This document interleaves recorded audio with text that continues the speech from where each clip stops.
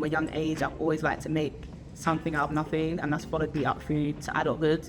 And I think art is a beautiful way to connect with other people, to connect with yourself, and things that are unspoken and spoken. Hi, my name is Tyreis, and I am studying textiles. So I make textile art because textile is something that I've always been drawn to. My mum taught me how to crochet when I was about 8 years old. They used to call me granny at primary school. That kind of language of textiles is something that's existed, from my nan. She used to crochet a lot.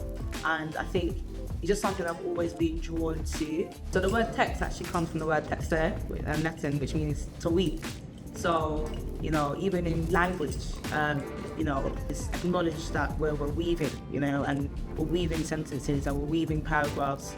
For my project, I've been really looking at a fabric called Madras, and that fabric is the traditional fabric that is used in Caribbean kind of dress. I really wanted to incorporate kind of materials that kind of spoke to healing and spoke to kind of protection. So the two kind of main materials I've been working with is copper and silk. This is actually my first time on the loom, on the Dobby loom.